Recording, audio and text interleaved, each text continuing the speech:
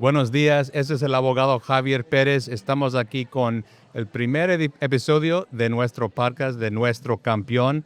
Estoy aquí con el señor Frederick Sandoval, que presentó aquí en la conferencia de Caneta Foundation para este Hispanic Mental Health Conference este año 2025. Bienvenidos y gracias por estar con nosotros. Javier, muchísimas gracias. Un placer estar aquí contigo, hombre. Well, I wanted to bring you on here. We just heard your fantastic presentation. The focus this year is on men's mental health, Latino men's mental health. And from what I can gather, they brought one of the foremost experts in that field to come speak to this. Will you tell us a little bit about yourself and your work in that area? Oh, gosh. Well, thanks for that question, first of all, because one is it's such a great honor to be here today, first of all. And much credit to Dr. Letty Cavazos and, of course, the Caneta Foundation to extend this invitation. It's a phenomenal opportunity to talk about the work my organization does. But my own background is I've been in the field for 45 years, and it's all been in health and human services, mostly in behavioral health. And most recently, in the last 15 years, in Latino behavioral health. So it's becoming increasingly more specific. And I actually have been in this business since I was probably in my teens, Wow. right? And it has been both a work of passion and it has been my career. All of that to say is I've had the opportunity to work at very, we call micro, meso, and macro levels, national down to community. Have served as the mental health director in communities to serve people with direct services for mental health services. And then more importantly is to be also an advocate because my sister suffered from chronic paranoid schizophrenia. My family suffered from alcoholism. And so being personally impacted by all of that, it's no wonder that I stayed in the field that long. And it's because I see the hope that what treatment makes possible for people when people do get support in the field of mental health. But all of that to say is it's a pleasure to be here with you and to be able to certainly learn from you about the work you're doing and how it is that this conference is playing such a critical role for educating, informing, and communicating how we can get help when we do need help. Absolutely, and I just really love kind of the vibe here, if we can say it that way, that is empowering and sort of celebrating this important work in our community.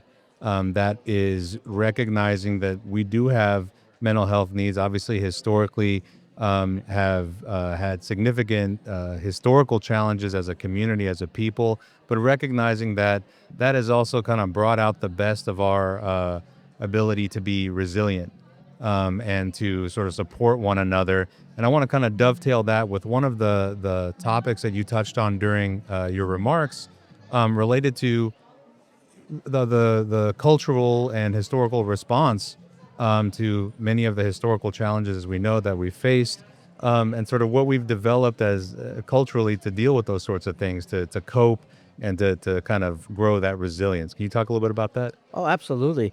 And what a great question, by the way, because you're actually ahead of the science in your comment, by the way. Science has yet to catch up to understand the cultural aspects of wellness. What it focuses on is more the scientific methodologies, modalities of treating a particular condition, which is good, by the way. That means the whole spectrum of what that might mean, medications all the way to prevention, etc. But you're getting to something that's particularly valuable in the Latino community, and that is our resiliency, as you framed it, is actually an expression of something that's a construct that makes us who we are. And that is the foundation and the institution of our families, because the family and natural support systems of the Latino community is a strength. It's a protective factor. It's the very thing that we can turn to for being able to address the challenges of a modern time.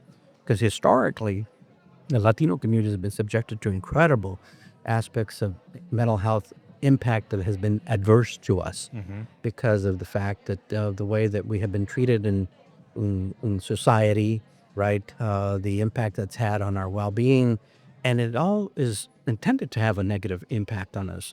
But our reaction to it is mitigated by the protective factors of our own family. Como la familia cuida a su familia, ¿verdad? Right. And because of that, that's what gives us that strength that we understand. That's. I'm glad my abuelito told me that con hijo, cuando te hacen esto, esto que lo que vas a hacer. He's teaching you coping mechanisms as well as giving you guidance. Because as the elder, who do we turn to? The elders, right? So I would say is the cultural aspects of who we are is not as scientifically researched and studied. Our organization wants to promote it, advocate for it. And Fantastic. I'll end with your question. We strongly believe in three things. One is for modalities of treatment is that they should be designed, developed, normed, and created for the population it's intended to serve. So have science build the body of knowledge about how to effectively serve Latino communities. That's one. The other is in the absence of having a program or models or services like that, is that we adapt them to serve the Latino community. So we take into consideration what's unique to them. And then, of course, there are some evidence based practices, as they're called, that do serve us well, right? And so we want to have that whole menu of services available to us. Because if we want to have effective mental health outcomes for all people, that we should have treatments that are suitable for us. Oh, that is fantastic to hear. And I think it is sort of validating, right, that we do have needs that are going unmet or maybe not yet recognized by the kind of the mainstream science.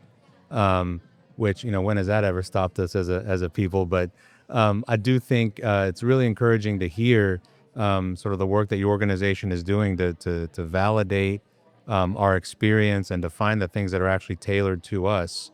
Really, really interesting to hear. Um, I wanted to kind of, anecdotally, I had talked a little bit in my brief remarks there about what we see in our cases. A lot of times will be if family is devastated by the loss of a family member, of a loved one, or someone that is going to be kind of disabled for the rest of their life. Right. And that situation obviously affects the entire family. Even something, we have a client recently who had permanent hearing loss in one ear. And so while it might seem minor in the short term, we're talking about something that's going to affect every day and not just him. Um, and so we were talking with him more recently about, well, how has this affected your interactions with your family? And this is a one of the more minor examples. Obviously, someone has a physical disability, they can't walk, they can't work, all that. This gentleman can still work, but he has a hearing aid that's really uncomfortable. It amplifies all the noise in the car when he's driving, but then when he's at home, it started to affect his relationship with his family. Right. And through, I mean, I don't know if you want to call it fault, but he's not meaning for it to do that, of course. But it's strained the relationship with his children, who feel like almost kind of obviously that he doesn't seem like he's as responsive, Right. and that he is not listening to them, or he's ignoring them. That's right. Which you look at that and you're like, well, like, come on, guys, he can't hear you. But the toll that would take day after day after day, and kind of recognizing with the importance of the family and the relationship with one another being so critical. And then the other piece with his wife, him saying and kind of like having to contend with this idea that she may not love me as much because I'm not the man I used to be. Right. And I was just incredible to hear that, and not incredible in a good way, like just Right. devastating. And something, and it's not even both ears, but just the toll that something simple like that can take and just spread among a family. I'm wondering if you can talk about sort of with the critical role of family and kind of culturally. Do you address these sort of kind of tailored modalities among a family, like not just to one member or the other, but you kind of like have a comprehensive approach where you would try to take into account, okay, this is, let's work on the relationship here with the spouses, with the children, that sort of thing. Wow, you picked actually an excellent Well, example. thank you. No, it really was Yeah. excellent because what happens is it's very common. So what's happening is that, well, gosh, well, if it's common, then what does that really look like in real life circumstances? Because 1 in 10 people in the United States actually have hearing problems, are hearing impaired. So there's already a language access issue. Right. 1 in 10. So that tells you that's quite a bit, right? 300 plus million people, right? So you can already imagine you're talking about 30 million people. And that number only grows. And it grows largely because of this phenomena in our country, which is that we're aging at a faster rate and we're living longer lives. So, in fact, those types of cases would only proportionally grow, both as the population goes older and grows as a size. But back to your point, it's a really great example of what ends up happening is that when the family is the institutional unit of care and support, caregiving Mm-hmm. for our loved ones. Because what do we believe in? Our cultural values and respect is we take care of our own, Right. ¿verdad? And that's powerful because it helps us generationally to make sure that into future generations, the posterity is going to continue to keep a tradition alive in our family, taking care of our family. So whether it's a situation having to do with hearing impairment or even the more devastating conditions, like let's say a serious mental illness, the family unit is going to experience shifts because if it's, let's say, because of an accident Mm-hmm. or before that condition didn't exist, or if it's an illness, something that like a brain disease or even a chronic health condition, Mm-hmm. all of that says the stressors on the family are enormous. And it's going to impact certainly the individual that's been affected by whatever that injury, accident, illness may be. And all of that to say is then, what's the impact on the family? Well, we know that one of the most effective treatments and approaches to serving the Latino communities is guess what? Family counseling, family therapy, right? So that what you're doing is you're helping the family cope with the situation because of the internal frustration, the reaction that a person has for having to adjust to this disabling, incapacitating condition that they didn't ask for. Mm-hmm. When you're a victim of these things, what happens is you learn to have to cope to deal with it. You have to get treatment for it. It impacts communications in families. That's over and above the person's own communicative skills Sure. because Yeah. if they can't hear. But I think, that was a great example because ultimately here's what I would say is if family interventions are the best, that means you really want to work these from that perspective as a counselor, an attorney, an educator, an advisor, because it's the family that's taking care of that person. Right. And you know what? And that's very important because here's what we know is this. So that if they're the caregivers for that family member, guess what? They're not taking some of the resources to do that work. It's because in their own personal, familiar support mechanisms, they take care of each other. And then with it comes the responsibilities and the challenges of that responsibility. So we look at trying to take care of that group as a whole. We're going to be more effective at being able to help them transition to adjusting to these changes in their lifestyles. Right. No, I mean that's fantastic, and again, with many of the things that you've said, all like intuitive, like of course that makes sense. Being kind of having that uh, personal experience, being from a Latino family myself, that makes obviously a lot of sense. That of course you would need to kind of address it comprehensively, and have kind of the family be the unit because there are so many interconnected effects of both the positive and negative things that we go through, right? I mean, I think about my own and many other families, how proud we are to show up to those graduations with 50 people, Right. because it's an achievement for everybody, That's right. and not taking anything away from the student, from the graduate, but what an incredible achievement that can be shared and celebrated. And in the same way, right, when we lose someone and we have kind of a multiple day coming together for the El Rosario, the funeral, and then however many extra days that how often are we all together this, from all over the place, and really kind of recognizing that this is the healing, this is the coming together where we're taking care of one another. So of course you would kind of take all of that into account in your assessing intervention. I know with when we do have kind of cases where it affects almost always more than just the individual client. Decisions are made not by just the individual client, Right. and we recognize where there is one family member who's trusted because they may be the most educated, or they may maybe speak the most English sometimes. Yes, that's right.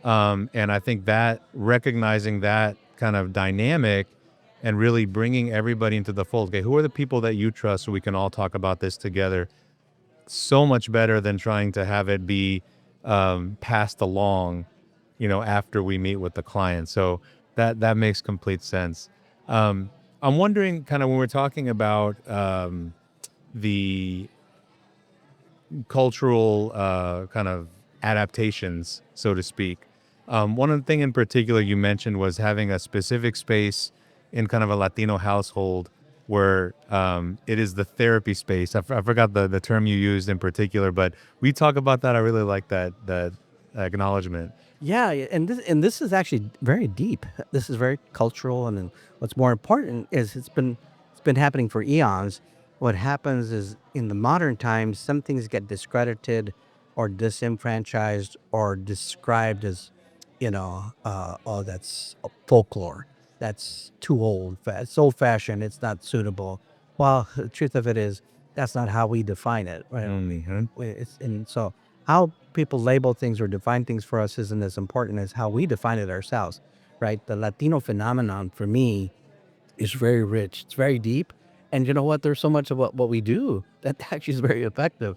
And we certainly need to see and do more of it and support it. Because as you said, you almost said at the beginning, and I just said, yeah, he's spot on.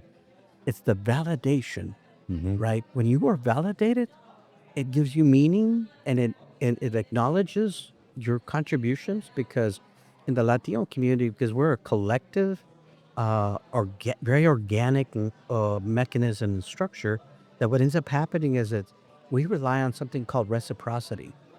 And here's a way I can give you an analogy. Please. Una mano lava la otra y las dos lavan la cara, right? Uh-huh. And Uh-huh. and we love that reciprocity. It's shared decision making and shared communication. And then you kind of triggered it for me. It's also shared sacrifice, right? So Yes. in the space I was referring to earlier, my comments was something we in New Mexico call it la resolana, but it's a universal term entre la raza, right across the many countries. But la resolana is this one space in our homes that's a very unique space.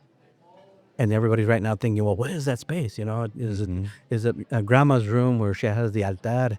Well, actually, you know what it is? This is that private, confidential space donde no podemos hablar uno al otro, Yeah. in the privacy of a space that's appropriate. And we've been doing this for a long time. La Resolana is that special space where it's on the sunny side of the house, in the outside. Ya un banquito hay, unas sillitas. Sometimes it might be a little shady, but the point being, it's the sunny side always, because whether it's November and the pone frío, Mm-hmm. or late March where it's still a little breezy or cold, La Resolana takes advantage of the healing powers of the warmth and the energy of the sun, because the sun is a natural healing force in humanity, right? Pero La Resolana is that space where you get to sit with your abuelito, y muchas veces está con su taza de café, pero it's that place where it's intended to give you the privacy, so that you can sit in this warm place, so that you can call upon your family members to visit with you. Porque that privacy is a way of what? Keeping it amongst ourselves, right? Porque guess what? You don't want the primita or the older brother to be listening on a conversation you want to have with your abuelo. Right. Because sometimes you want to complain about your dad, or you want to say, este hombre, ¿cómo es tan malo conmigo? Y la Yep. cosa es que lo quiero tanto, pero en veces me está maltratando. But the abuelo is going to be there to listen, right? Because what we are as raza, I tell people, you know what? Raza are some of the best counselors there are. Because one is they listen intently. Yes. Intently. All I can simply say is, you know what? They don't have to say much. But when they say it, it's profound, because what happens is they take in all this information, listen to it carefully. So in La Resolana, what we're doing is we're practicing how it is that we can confide in the person que nos da los consejos, and in the way that they do, right? Porque muchas veces, you go visit your abuelo, every couple of weeks, every couple of months, lo que sea, but you always know that you want to follow back up, Right. and go back to him and say, abuelo, gracias por los consejos. porque al fin le dije a mi papá y tenía mucho miedo por mucho tiempo, pero ¿sabes qué? Ahora sí, me siento más mejor porque hablé con él y me entendió porque me ofreciste el consejo y papá, ten mucho respeto por su papá propio de él, ¿verdad? Hmm. So here's what we have to do. We can't talk about things. And we do talk about things. It just gets minimized and it's treated like an outcast. So that's why science doesn't want to study what we do because sometimes they want to study it using a different lens, a different framework. And Hmm. sometimes it's more oriented towards medical interventions. And the thing about that is not all issues need medical intervention, Right. right? Sometimes it's really just the social context of how we communicate, problem solve, and deal with everyday realities, rather. But anyway, the restaurant is that I like to consider it that sacred space. Right. And you know what? Priceless. Because you know what? When you trust someone, you pour yourself into your words to give meaning to how you feel about something.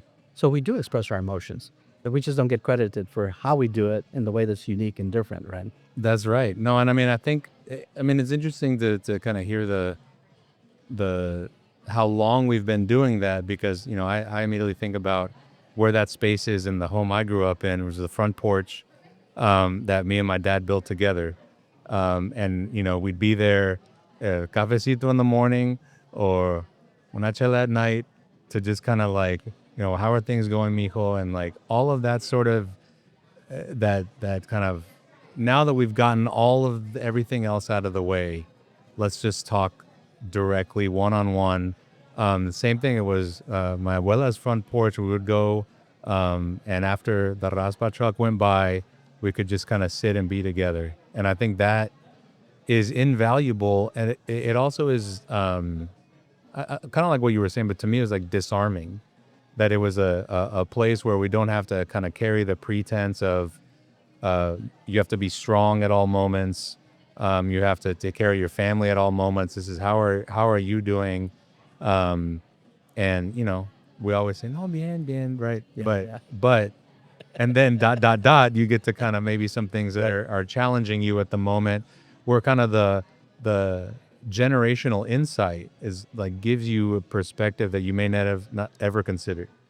And education, all of that, it kind of ceases to matter when you have that perspective.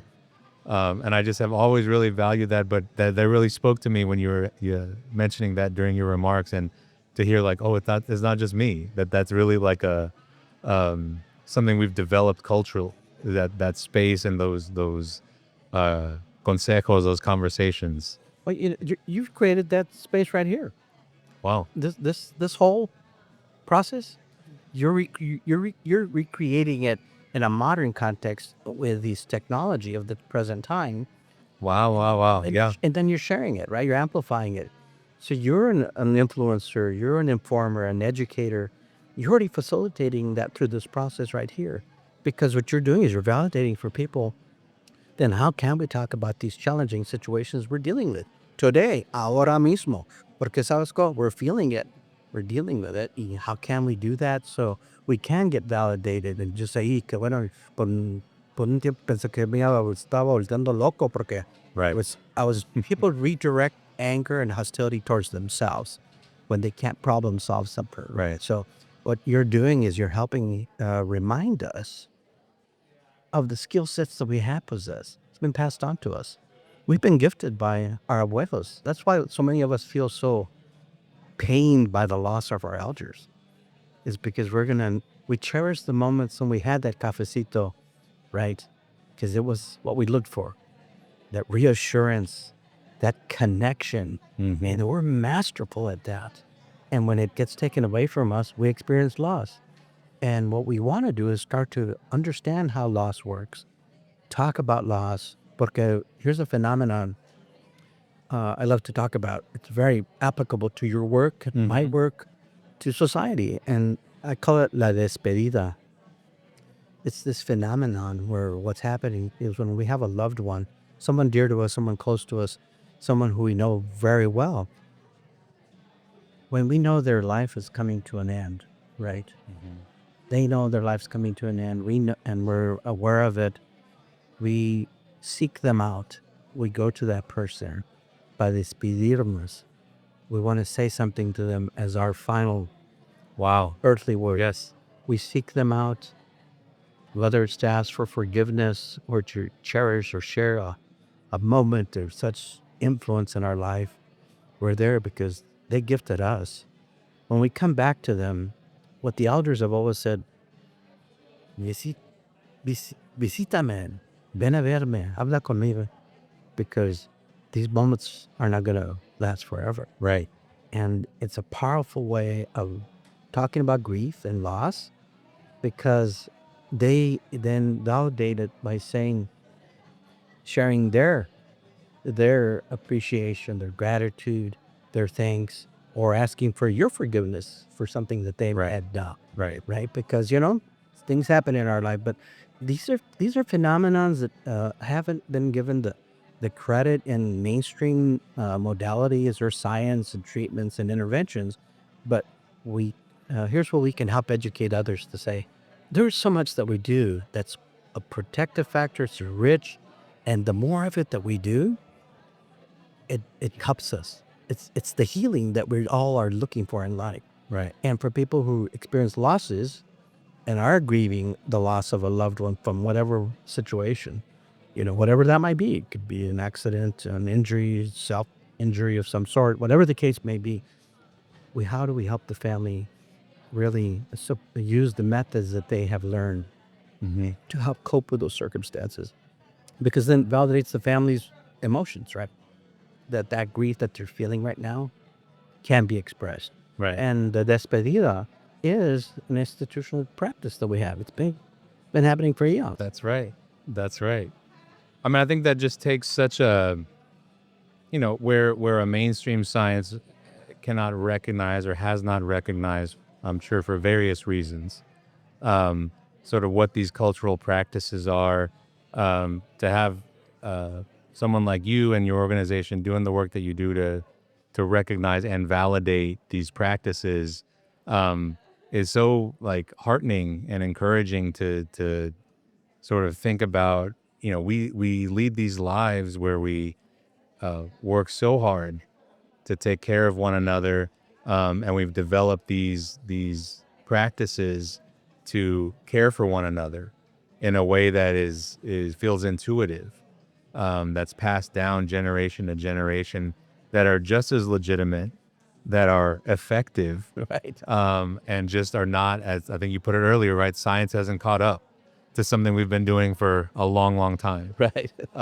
So I really appreciate you being with us. Um, I think the sessions are going to change here in a second, but would love to stay in touch. For our listeners, this is our pilot episode. Oh, So we'd love to have you back, but tell our listeners kind of how they can find you and connect with you. well, wonderful, Javier. This has been incredibly fun. And I agree. let's say fun because, in part, see, this is how we cultivate hope. This is how we cultivate being inspired. This is how we cultivate reassurances. And you're doing all the right things. All I can say, if this was a pilot, you'd never know it. And I would just simply say, do it in perpetuity. You are gifting our community with this. But all of that to say, again, my name is Fred Sandoval. I'm the executive director for the National Latino Behavioral Health Association. It's a title about that long. We just simply Appropriately so. and we say NALBA for short. The easiest way to find us is on the internet, right? It's nalba.org, NLBHA.org. You'll find our website. You're going to find us on social media. We're very active in Facebook and LinkedIn and Instagram. But then there's also a way to connect with us, and this would really be cool. It's free, and it's called the Juntos Network. Takes about less than a minute to put your name, your phone number, and address, and it connects you to us, because then we send you communications about our work. And a lot of what we do is paid by our funders, so people can get that service for free. And the services are usually training, education, pláticas. We have something called Oh, wow. pláticas. Fantastic. And the pláticas are just like this, Mhm. right? Así nos hablamos, como la gente, our parents would say, Sí. no, háblale como la gente, hombre, ¿qué estás ahí? Right? The point being is, well, this is how we share, right? That informal method is faster, more powerful, and more comfortable. So, my gosh, you see what I'm saying? We have all Right. these things we do so well. So, again, Fred Sandoval, I encourage you to look us up, be part of our communications. We have conferences every year. We also, similar to this, and again, thanks to the Connect the Foundation for organizing a space here. They created this space, and all I can say is that we want to be able to connect with family members. We want to connect with the elders, here in La Juventud, because we want to be able to have you hear information that you may not get from other sources, but we want you to get it from a trusted source. Right. So, Right. with that, Javier, what a treat, hombre! It's No, thank you been so a much real for being delight. here. Un placer. We're so glad to have you on, and we'll be sure to share your information as well.